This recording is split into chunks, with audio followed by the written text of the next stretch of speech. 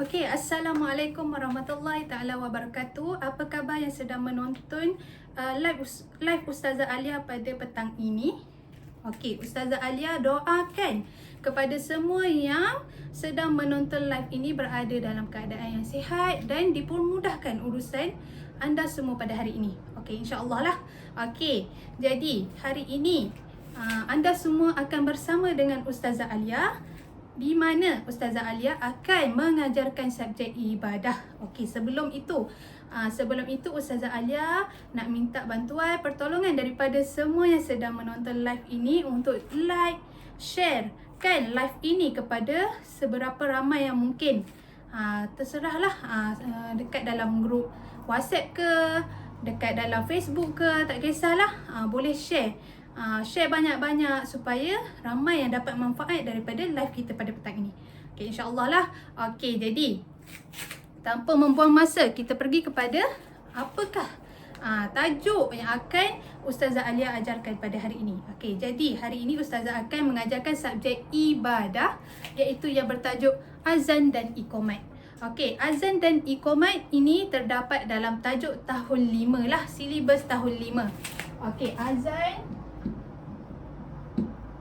dan iqamat. Okey, azan dan iqamat yang terdapat dalam subjek dalam silibus tahun 5 lah, iaitu subjek ibadah. Okey, jadi sebelum tu kita akan kena tahu dulu. Kita penting untuk tahu apakah maksud azan, apakah maksud iqamat. Kenapa penting? Sebab biasa dalam exam akan ada biasanya lah kita akan jumpa berikan maksud azan, berikan maksud iqamat. Jadi penting untuk kita tahu dulu apakah maksud kedua-duanya. Okey, jadi Ustazah akan terangkan, jelaskan apakah maksud azan terlebih dahulu. Okey. Okey, azan, pengertian azan.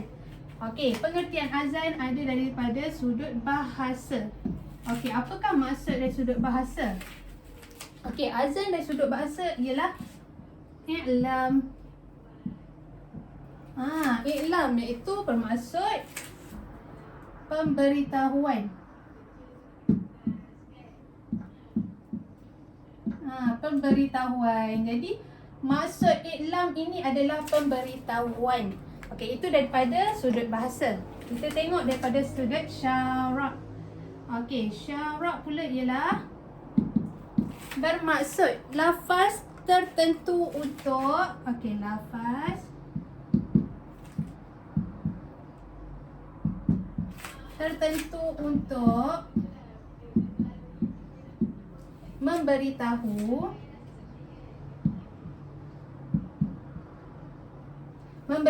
masuk waktu solat fardu.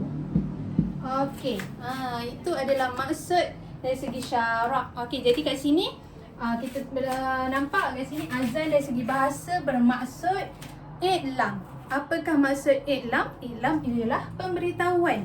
Okey, apa pemberitahuan apa itu? Okey, pemberitahuan dari segi lafaz tertentu untuk memberitahu masuk waktu solat fardu. Jadi kita faham kat sini azan ini pemberitahuan kepada orang ramai bahawa masuknya waktu solat fardu dengan lafaz tertentu. Apakah lafaz dia? Yang selalu kita dengar lah.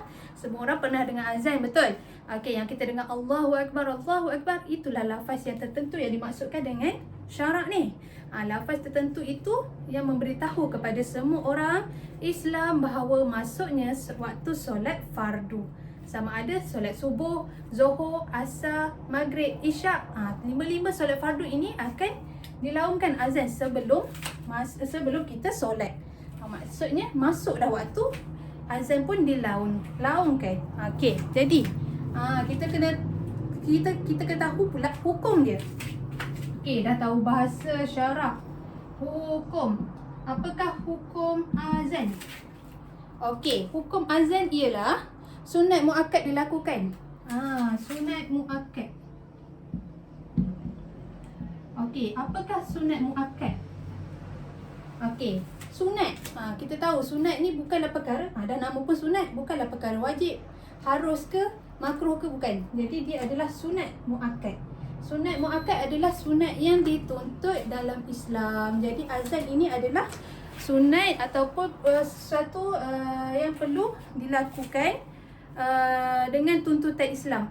Islam sangat menuntut untuk melaungkan azan. Bukanlah hukumnya wajib ke, haram ke, sunat, harus ke, makruh ke, bukan. Ia adalah sunat muakkad. Okey, itu adalah azan. Okey, kita dah faham maksud azan. Kita dah tahu dah. Ia adalah pemberitahuan kepada semua orang bahawa maksudnya waktu solat. Jadi, yang kita kena tengok maksud iqamat pula. Okey, Ustazah akan padam dan kita tengok maksud iqamat.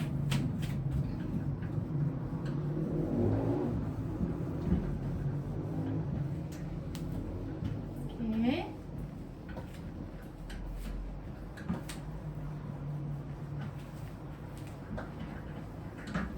Okey, kita tengok maksud iqamat. Kita dah faham maksud azan, iqamat. Beza ke Ustazah azan dengan iqamat ni? Okey, nak tahu beza atau tidak, kita tengok maksud iqamat. Okey, iqamat pula adalah, okey, kat sini maksud iqamat. Okey, perkataan iqamat berasal daripada kata terbitan, iaitu aqamu, bermaksud telah mendirikan, menegakkan. Iqamat telah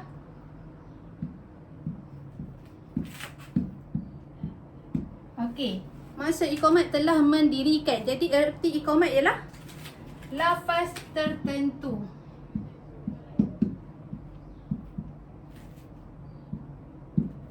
Okey, lafaz tertentu bertujuan meminta,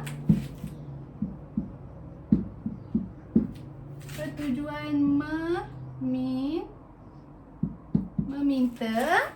Okey, meminta orang bangun untuk solat.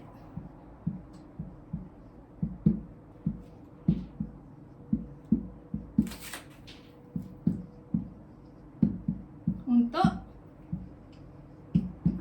solat. Okey, yang tu. Ini adalah maksudnya, maksud iqamat ialah telah mendirikan. Jadi maksud lain dia lafaz tertentu. Okey, iqamat ini adalah lafaz tertentu bertujuan meminta orang bangun atau berdiri untuk menunaikan solat. Okey, semua orang tahu sebelum kita berdiri menunaikan solat dekat masjid, contoh biasanya jemaah kan. Jadi akan ada bilal melaungkan iqamat. Okey, melaungkan iqamat tanda mengajak ataupun bertujuan meminta jemaah berdiri bangun untuk menunaikan solat. Itu yang dimaksudkan dengan iqamat. Jadi azan tadi pemberitahuan di mana memberitahu kepada semua orang bahawa maksudnya waktu solat. Tapi bila iqamat, kita dah tahu solat dah masuk.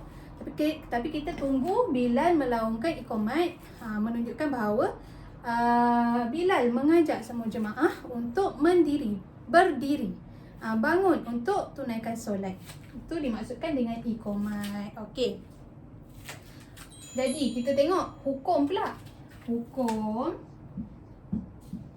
iqamat. Apakah hukum iqamat? Hukum iqamat ni apakah hukumnya? Sama juga. Hukumnya ialah sunat muakkad juga, iaitu sunat yang dituntut. Iqamat ni kita boleh lakukan sama ada berjemaah atau bersendirian lah. Kalau kita nak, tapi biasanya kita akan tengah waktu kita solat jemaah dekat masjid, betul? Sebab Bilal nak mengajak semua yang ikut imam ini untuk berdiri menunaikan solat. Nak beritahu bahawa solat dah nak dimulakan. Okey, itu yang dimaksudkan dengan iqamat. Jadi lafaz iqamat ni mestilah ketika hendak solat. Maksudnya kalau tak nak solat lagi, takkan ada lah iqamat tu. Okey, yang kedua, boleh dilafaz pada solat berjemaah atau bersendirian. Macam Ustaz cakap tadi, kita boleh lafazkan iqamat tu waktu kita berjemaah ataupun bersendirian pun tiada masalah. Okey, orang yang perempuan boleh iqamat dengan secara perlahan. Jadi iqamat ni boleh dilakukan oleh perempuan juga tetapi dibaca atau dilaungkan secara perlahan lah. Okey, jadi kita dah faham dah maksud iqamat. Jadi kat situ pengertian lah iqamat dengan azan. Okey. Seterusnya. Okey, memang ada perbezaan. Kita kena faham perbezaan iqamat dengan azan. Okey, seterusnya.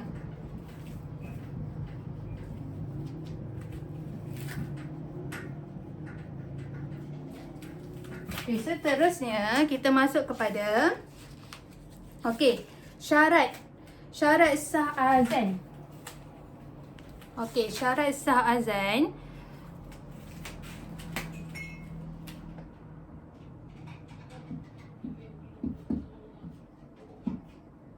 Syarat sah azan. Okey. Syarat sah azan. Maksudnya kat sini kalau nak azan ada juga syarat-syarat di mana azan itu adalah sah. Jadi kita kena tahu apakah syarat dia. Okey, mestilah orang yang melaungkan azan itu mestilah orang beragama Islam. Mestilah beragama Islam yang melaungkan azan tersebut, barulah azan tersebut sah di sini. Jadi kalau dilaungkan oleh orang kafir, orang yang bukan Islam, maka azan itu tidak sah. Kerana apa? Syaratnya telah dah tentukan, mestilah beragama Islam. Okey, mestilah yang kedua, mumayyiz. Okey, mumayyiz. Apakah yang dimaksudkan dengan mumayyiz? Okey, mumayyiz ni mestilah seseorang yang tahu membezakan baik dengan buruk. Perkara yang baik dengan buruk dia dapat bezakan. Maknanya dia dah balik, dah dewasa. Itu yang dimaksudkan dengan mumayyiz. Okey, yang ketiga. Yang ketiga, lelaki. Mestilah lelaki. Dilaungkan oleh lelaki, maka sahlah azan tersebut. Kalau dilaungkan oleh perempuan tidak sah kerana syaratnya mestilah dilaungkan oleh lelaki. Okey, seterusnya berturut-turut ataupun tertib.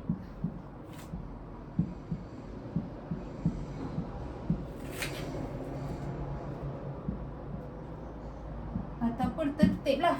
Maksudnya melaungkan azan tu secara tertib, berturut-turut. Maksudnya tidak berterabur lah. Allahu Akbar, Allahu Akbar. Lepas tu selepas Allahu Akbar apa? Itu yang dimaksudkan dengan secara tertib. Okey. Seterusnya masuk waktu solat.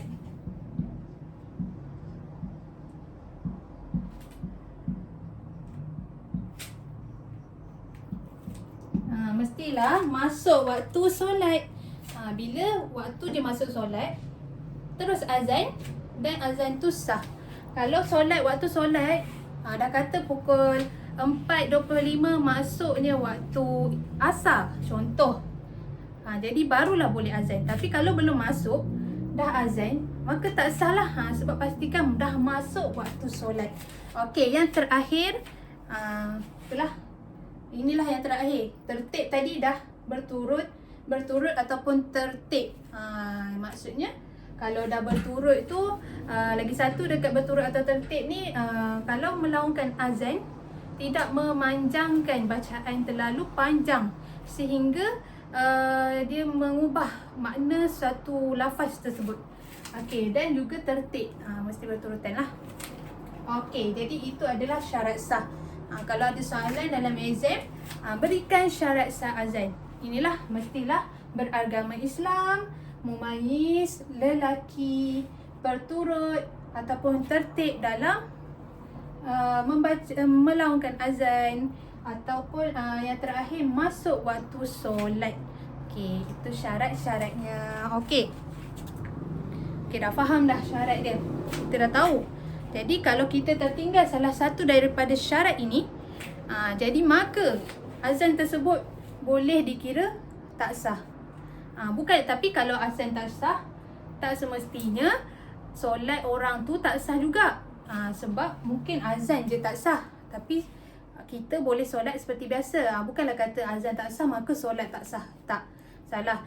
Azan mungkin tak sah, tapi waktu asalkan orang yang solat tu waktu dah masuk, tempat tu dah masuk waktu tersebut, waktu solat tersebut dah masuk, maka sahlah solat tersebut. Cuma azan lah yang tak sah. Okey, seterusnya. Okey, kita tengok pada perbezaan. Kita tengok perbezaan. Kita dah tahu dah syarat sah azan, dan kita nak tengok, nak tahu juga perbezaan. Okey, perbezaan ni mungkin macam tahulah apa beza azan dengan iqamat. Tapi tak apa, ustazah akan tunjukkan perbezaan. Sebab apa? Sebab kalau dalam soalan dia akan tanya, berikan perbezaan azan dan iqamat, dan kita senang, kita dah ada jawapan dia. Okey, perbezaan. Okey, perbezaan azan dan iqamat lah. Okey.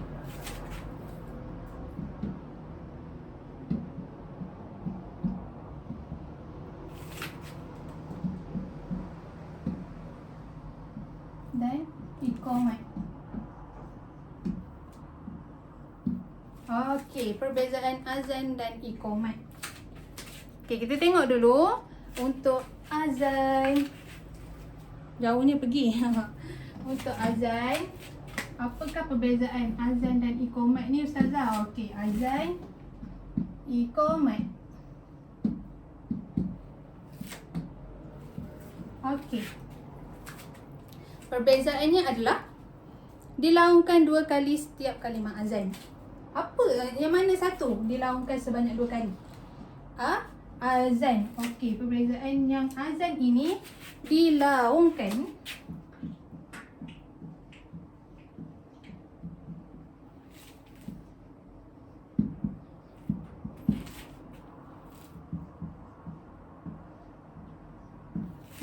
sebanyak 2 kali setiap kalimah. Okey. Contohnya macam apa? Allahu Akbar, Allahu Akbar. Lepas tu kita ulang sekali lagi, laung sekali lagi, Allahu Akbar, Allahu Akbar. Yang tu yang dimaksudkan dengan dilakukan sebanyak 2 kali, dilaungkan sebanyak 2 kali. Okey, itu untuk azan. Okey, kalau iqamat disebut sekali sahaja. Perbezaan dia disebut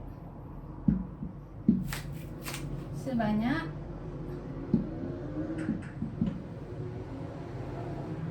sekali sahajalah. Okey. Perbezaan untuk iqamat disebut sebanyak sekali sahaja. Okey, seterusnya yang kedua, melaungkan dengan tenang dan suara yang nyaring. Okey, dilaungkan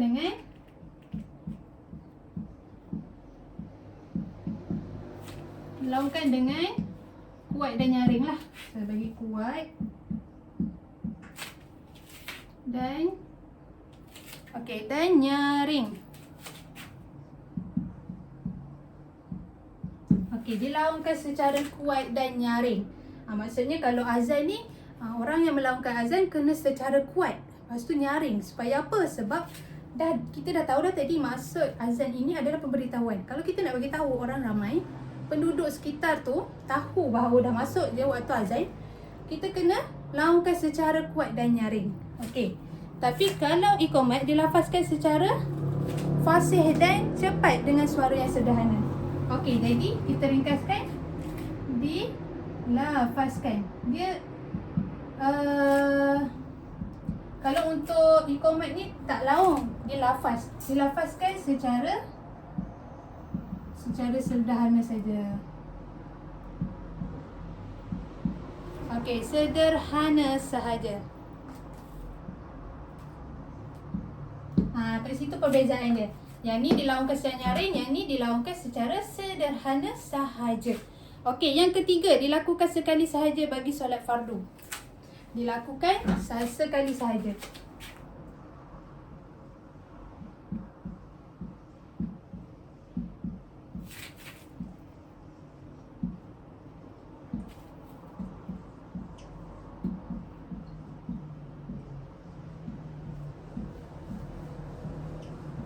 Okey, untuk solat fardu. Okey, yang iqamat sunat dilakukan pada setiap kali solat fardu dan qada. Sunat dilakukan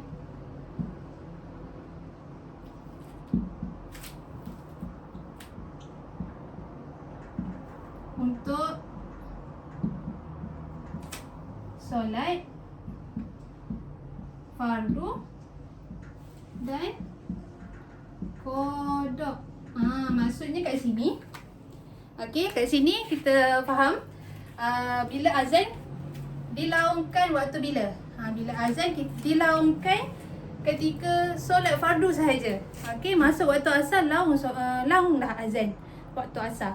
Tapi bila iqamat, waktu solat fardu kita lafazkan iqamat. Waktu kita nak solat qada pun kita boleh lafazkan iqamat. Okey, sebab solat qada ni kita nak gantikan solat yang kita tertinggal, atau kita nak gantikan solat lah. Kita tak perlu pun kita nak gantikan solat, kita tak perlu pun dengan azan atau laungkan azan, tak perlu. Tetapi iqamat boleh. Boleh laungkan iqamat sebelum solat qada. Tak ada pun kalau nak solat qada tiba-tiba pergi laungkan azan. Tak ada. Dia hanyalah solat betul-betul solat fardu. Kalau qada tak termasuk lah. Okey. Jadi itulah dia perbezaan dia lah.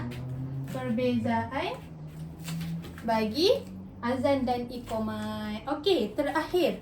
Okey, last. Ini saya sebut yang penting-penting bagi tajuk azan dan iqamat lah.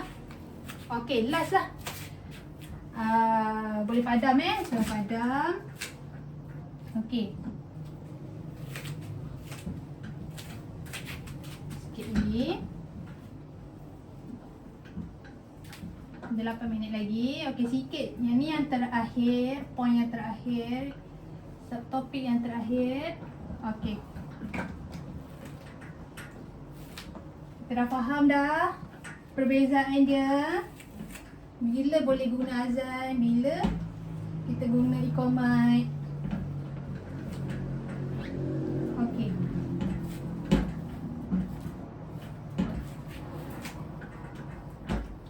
Perbezaan.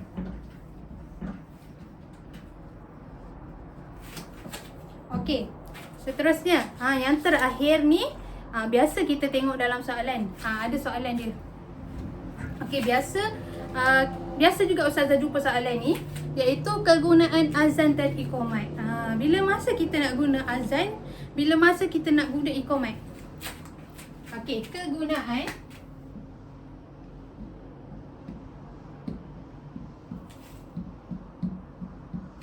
azan dan iqamat.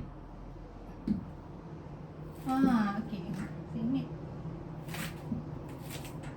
Okey, kegunaan azan dan iqamat. Jadi, bila kita nak guna azan, dan iqamat ni. Okey, yang pertama. Okey, dilafazkan di telinga bayi yang baru lahir. Okey, mungkin ada yang tak tahu. Azan ni orang guna laungkan azan hanya untuk solat ke Ustazah? Okey, sebenarnya ada lagi kegunaan azan selain daripada memberitahu masuknya waktu solat. Iaitu yang pertama, dilafazkan. Okey, dilafazkan di telinga. Okey, di telinga bayi. Okey, di telinga bayi baru lahir. Okey. Ni juga kegunaan azan, iaitu yang pertama ni dilafazkan kepada bayi yang baru lahir. Sebagai contoh, ada bayi yang baru lahir je bayi tu, ayahnya melaungkan azan di telinga bayi tersebut. Waktu tu azan digunakan, kegunaan azan waktu tu. Okey, yang kedua. Okey, dilaungkan ketika kecemasan.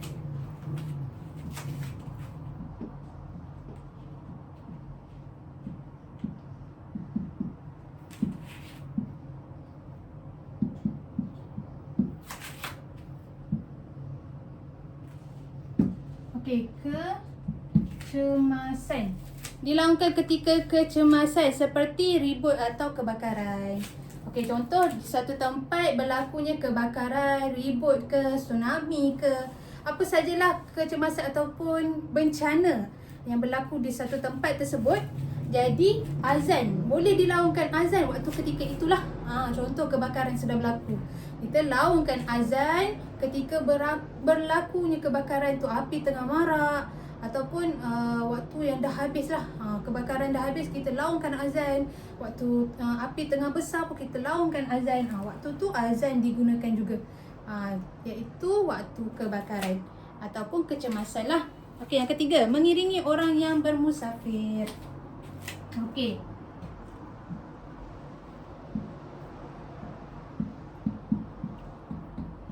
mengiringi orang bermusafir. Okey, yang ni orang yang bermusafir. Kalau mengiringi, siapa saja yang mengiringi orang yang bermusafir, azan juga biasanya mereka gunakan, mereka melaungkan atau melafazkan azan lah. Okey, yang keempat, merawat mangsa rasukan syaitan. Okey, merawat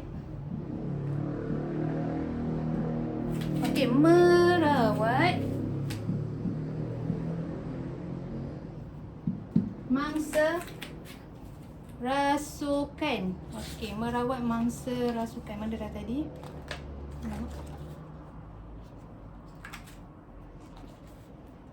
Okey, merawat mangsa rasukan.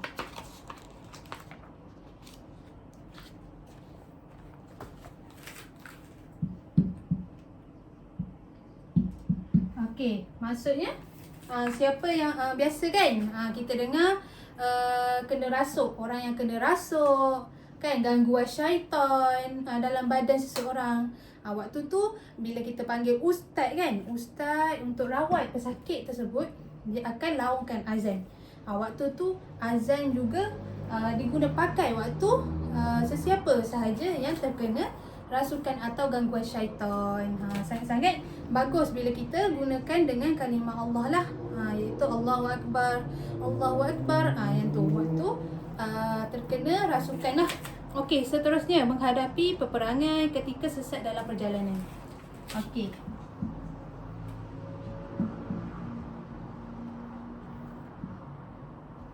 dalam peperangan ataupun berlakunya kesesatan.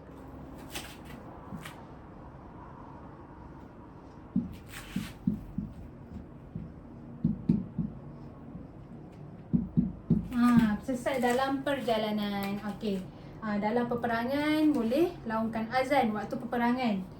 Yang keenam, sesat, di mana bila kita sesat, contoh dalam kenderaan, kita tak jumpa jalan keluar. Mungkin waktu tu kita terganggu, ada dalam gangguan syaitan ke kan, kita nak pergi ke suatu tempat tapi kita tak tahu, tak ada jalan keluar. Cuba laungkan azan. Orang akan gunakan azan untuk menyelesaikan masalah daripada dalam kesesatan. Jadi ini adalah semua kegunaan azan. Jadi kalau dalam soalan, bolehlah awak semua jawab jawapan yang inilah, iaitu dilafazkan di telinga bayi, dilaungkan ketika kecemasan, kebakaran, ribut ke. Okey, mengiringi orang bermusafir, merawat mangsa rasukan. Okey, dalam peperangan, sesat dalam perjalanan. Okey, itu semua perkara ataupun dalam situasi yang digunakan azan ataupun iqamat. Okey, jadi itu sahajalah yang Ustazah sentuh hari ini, iaitu pengertian, syarat sah, perbezaan dan juga kegunaan azan dan iqamat. Jadi semua ini yang Ustazah sentuh hari ini biasanya akan ada dalam soalan UPKK. Okey, jadi semoga semua dapat ilmu yang manfaat, dapat ilmu untuk awak semua jawab soalan-soalan mengenai azan dan iqamat selepas inilah. Okey, Jadi itu sahaja daripada Ustazah Alia. Jadi sebelum Ustazah Alia mengakhiri live kita pada hari ini, Ustazah nak bagi tahu kepada semua yang sedang menonton live ini bahawa Hati Murni ada menganjurkan kelas mengaji. Jadi kepada siapa yang berminat untuk join kelas mengaji, anda semua boleh pergi ke nombor di bawah, kerana kelas mengaji ini adalah percuma selama 2 hari sahaja. Jadi setiap persoalan apa sahaja untuk penyertaan kelas mengaji di Hati Murni ini, boleh kontak nombor di bawah ini, iaitu nombor yang tertera lah. Jadi apa saja persoalan boleh terus tanya. Okey, itu saja daripada saya. Semoga semua berada dalam keadaan yang baik sentiasa. Assalamualaikum warahmatullahi wabarakatuh. Bye.